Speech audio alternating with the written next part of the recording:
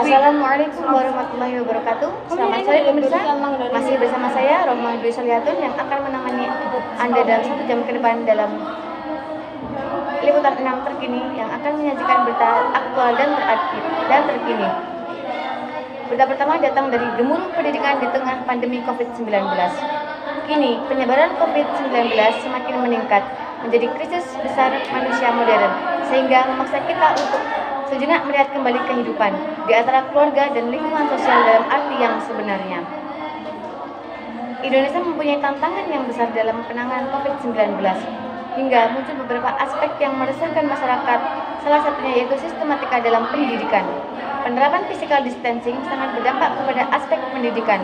Kementerian Pendidikan dan Kebudayaan mengeluarkan kebijakan belajar dari rumah hingga disusul dengan keputusan peniadaan ujian nasional, mulai jenjang sekolah dasar, sekolah menengah pertama, dan sekolah menengah atas untuk tahun ini. Pemerintah pun menerapkan metode pembelajaran secara daring atau online untuk segala jenjang pendidikan, termasuk perguruan tinggi. Tak sedikit pelajar yang mengeluh mengenai sistematika pendidikan saat ini.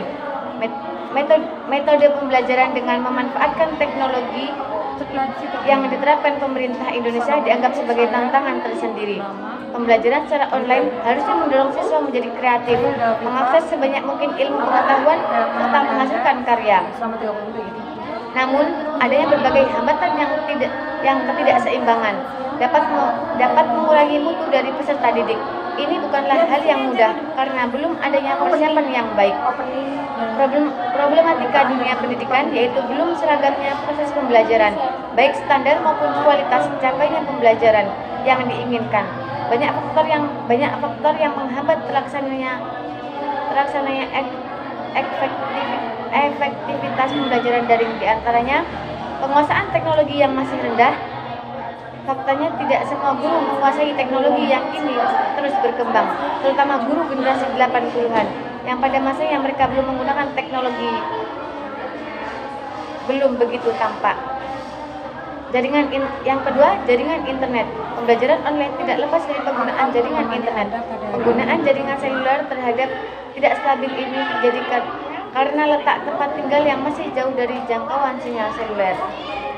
Yang ketiga, biaya. Jaringan internet sangat dibutuhkan dalam pembelajaran daring, menjadi masalah tersendiri. Kuota yang dibeli untuk dibutuhkan internet menjadi melonjak.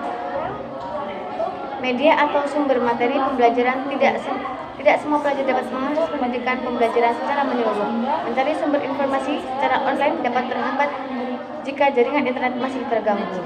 Adanya berbagai hambatan dalam proses pembelajaran yang dilakukan oleh pendidik dan peserta didik tak seharusnya mematahkan semangat dalam pembentukan jati diri generasi penerus bangsa.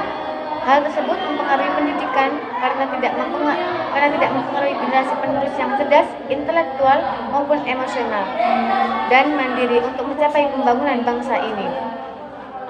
Jika hambatan ini terus dirasakan, maka akan berdampaknya pada timbulnya tekanan fisik maupun psikis. Pola pikir yang positif dapat membantu menerapkan media pembelajaran daring sehingga menghasilkan pencapaian belajar yang berkualitas. Sekian berita pada hari ini. Sekian dan sampai jumpa.